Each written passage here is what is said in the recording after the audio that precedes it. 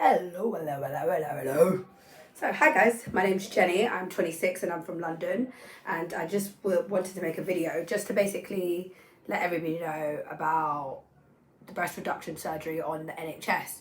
So, yeah, I got my boobs done on the NHS, and yeah, I just wanted to let you know the process, how it went for me, and yeah, just anyone who's thinking about that they might want to get a breast reduction surgery or that might not feel comfortable within themselves. I just wanted to make a video just so that they can see how it's affected my life and how I feel about it. So I shall get into the mix of things.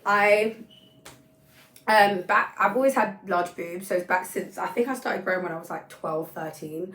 So back in secondary school, 8 or 9, and boom. And I never did PE, never did netball, never did none of the stuff that all my friends were doing. To be fair, my friends didn't do PE either.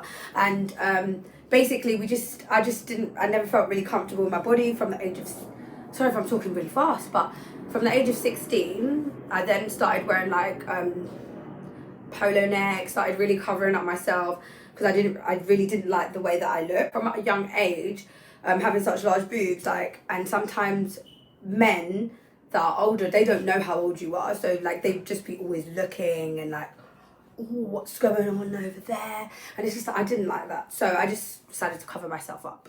So then I got to like 18 and I was like, okay, cool, like I'm starting to like love my body a bit more, starting to like practice with my style and starting to learn what suits me, what doesn't suit me, the dresses I can wear and the dresses I can't wear without being upset about it. So I got to like 18 and then I went to my doctors, and then I told them that I want to get a breast reduction. They referred me, and then I decided not to do it because I just don't feel like I was at that stage in my life where I felt like I could do it. I wasn't ready and I wasn't mature enough. I just don't feel like I was ready. So then I got to like 22, and at that point I felt like I was ready. So I contacted I went to my GP about just getting a general checkup where they just check you for lumps and stuff. So I was just getting a general checkup, and then my doctor actually suggested it to me. And it's funny because I was actually going to tell her that that's what I wanted after the checkup. I mean, she shouldn't have really suggested it to me, because imagine if I did feel comfortable and I liked my boobs. I mean, that could have been quite offensive, but let's not get into that. But so anyways, so there, we've done that. I've told her, yeah, like I really, really want to get that done. Like really, really, really need it done. She's like, okay, cool. Well, this is the process. This is how we're going to start it. So she sent it, and then let's say like within 6 months, I had an appointment with the plastic surgery department there. Went there, let's say it was the ending of 2016, and then they basically was like, do you smoke, blah blah, and I was like, yeah. So the woman was like to me, you need to quit smoking before we do anything. So she said that I'm a good candidate, XYZ. I was like, amazing, let's go. So I try my best to quit smoking. I contacted my doctor's surgery like 3 months after, so let's say early 2017, and said I've quit smoking, like I'm ready for the next step, like I'm ready to get the ball rolling. And they were like, okay, cool, like we're going to contact the GP that it was. She said she's going to contact the lady that I had, the doctor that I had the plastic surgery appointment with, and then she's going to get the ball rolling. So she said it's going to take some time. So I'm waiting.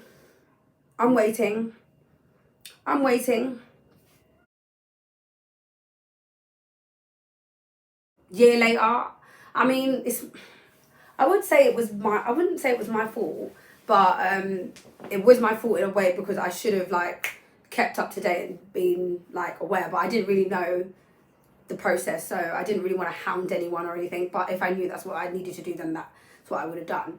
So I then went to, so it's been a year, like a year and a half. So now we're looking deep into like 2018.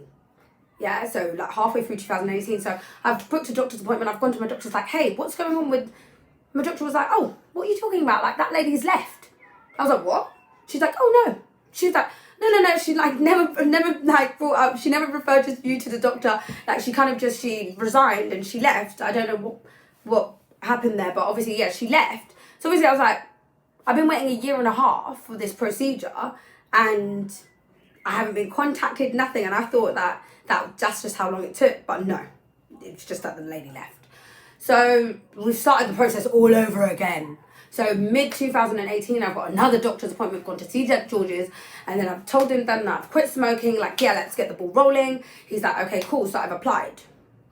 From what I've applied, I don't know who does it, but the council where you live, the funding, they were like, no. So my surgeon was like, no, we're going to apply again because I believe that you're an amazing candidate for this. Like, you need this. Okay, you didn't say you need this, but yeah.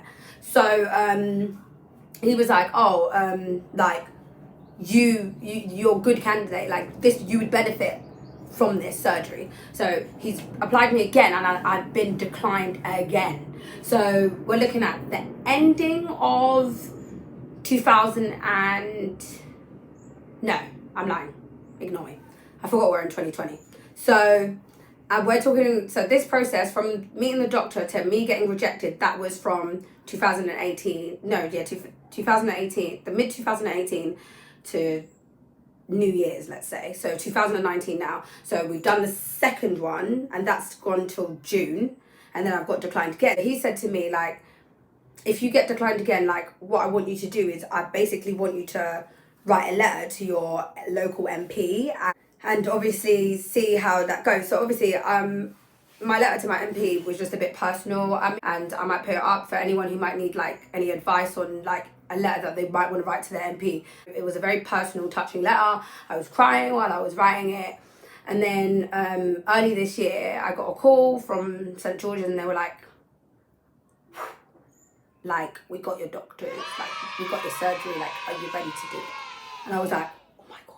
But obviously, I've gone back and forth with the MP. She basically said to me, like, she believes that I am a good candidate, and she's going to try and find out what to do. And they wanted to see all the correspondence that I had from St George's and everything. So I've sent all of that over, and then the balls got rolling. So I don't know if they had anything to do with it getting passed. I believe they did. Or if it was just like my plastic surgeon just applied again and it got through. Sorry if it seems like I'm rambling a bit, but that's what I do.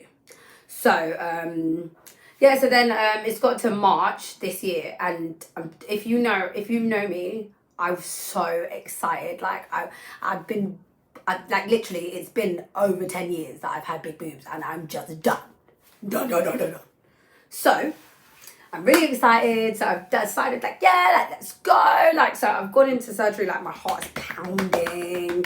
Like, they're telling me that I can't have any metal on, but I've got my wig on. So I was like, oh, sugar. So really confusing, but yeah, so everything went fine. And then before I went in, all I remember, the last thing that before I went into the operation theatre, because I actually was in the operating theatre, and I was laying there, and, like, the lights are all on me, my plastic surgery, they're all getting ready, and I'm like, guys, shouldn't I be asleep for this? Like, this is a bit scary. So the woman, like, she's like setting the thing in my arm, and she's like, oh, okay, like, what we're gonna do is she's like I'm gonna give you this, like, and she was like, it kind of feels like a double gin and tonic. I was like, ooh, a double gin and tonic. And then literally I was like, and then I started feeling woozy. I was like, it does feel like a double gin, and boom. And then I was awake, and I looked down. I was like, yes. And then I had my boobs, and then so then I've woken up, like, I was a bit groggy, and I've kind of just, like, woken up out of my sleep, and then I've got this lovely nurse that was next to me, and he was like, oh, like, you're awake, like. And so me and him started talking. He asked me how I'm feeling, and obviously my eyes had literally, when you wake up from the surgery, like, my eyes, I couldn't see, like, and I wear glasses, so I couldn't see even worse. Is that, yeah, that's, I couldn't see even worse. Yeah, I couldn't see, my vision was worse. So I literally was blind, so I couldn't see anything. So I was literally like, and I'm scruffling for my glasses. My glasses are, like, somewhere in the bed. And then, yeah, then they took me up, and they got me, and then I couldn't, no, and then they gave me something to eat, but I couldn't really eat anything. I had, like, these 2 drips coming out of me. So obviously they brought me up in the bed, and they took me to my ward, and I had to stay overnight. I threw up, I was so sick, and I was on a drip, so I've got these drips next to me, and whenever I need to go toilet, I've had to, like, I don't know what that thing's called, but it was there, and it's attached to that thing with the water or whatever. So I've had to like grab that, and then I've done this like thing where I've like got my drips and wrapped it round the things to kind of hold it together, and just like rolled onto the toilet and stuff, and then I threw up, and then but they kept on checking on me like every 15 minutes, like checking my heart rate and I don't even know, something else. But what I'll do is when I'm finished, I'll upload some pictures of like the drip, me and my boobs like after the surgery, and also my boobs before and my letter.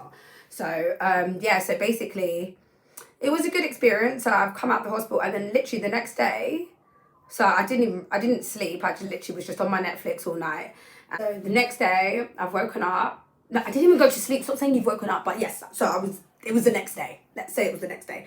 And then my sister's come to see me in the morning. She's like, how are you? Like, I'm like, oh yeah, like, oh my God, babe, like, look at my titties. Oh my God. So she's like, lol. And then the plastic surgeon, the different plastic surgeons come now, and he's like, kind of just touched my boobs. He's like, yeah, that's fine. Like your boobs like feel great, like they're not hard. He was like, that's good, you're not in pain. He was like you're pretty much good to go. So they literally came, ripped out my drips, not literally, by the way, not literally, but they took out my drips, and then I basically went home. And then from home I just and then I tried to go back to work within the next 2 days. Who told me to go back to work in 2 days? I had to go to my manager and be like, I can't do this. I was like, because my colleagues kept making me laugh, and because obviously I had stitches inside, like internal stitches, that's what they're called. So every time I laughed, I could feel my stitches rubbing. So obviously my colleagues are clearly just so funny, and obviously I would literally was like, okay, I can't do this. So I literally had to be like to them, like, I need to take that 3 weeks that I was meant to take, which my doctor surgery, they were like, why would you try to go back to work? Like, relax, chill, take a break. My mum did try to tell me, say, Jenny, stop being so fast, like go, like stop trying to like run around, blah, blah. I was like, okay, cool. Like, and then obviously, so I stayed inside for 3 weeks, and then lockdown happened. So I've just, yeah, like, yeah, let me know what you think. If I've missed something out and you want to know, I'm more than happy to respond. And obviously my next video, I'm going to do a video where I'm going to show you some of the clothes that I wore before that I've got pictures of, and then I'm going to show you what they look like now. Oh, I haven't even told you how I feel about it. Well, I'm sure you can tell. I'm happy, absolutely ecstatic. I'm so much more freer. I can wear clothes like this now without like having to wear a bra, because I've always had to wear a bra. But if you can see, as my big boobed girls know, like all of this, like, can you see that little tan line? It's faded a bit because I haven't been wearing a bra. Literally, I haven't worn a bra in like 4 months. So literally, this line was so deep impressioned with like from the bra strap. So yeah, so I'm literally the happiest that I've ever been, and I feel like people used to make me like, oh, how are you? Like, I'm like, guys, I'm so excited. I just wake up flicking my boobs. I'm just so ecstatic. They're like, you're actually so crazy. But literally, that's how I feel. And I feel like I've never had big boobs to begin with. This is the boobs that I was meant to have. So I'm really, really happy. And obviously for me, my experience was amazing. My doctors were amazing. They had to postpone my checkup appointment because of everything that's going on. So my next appointment is in September. But yes.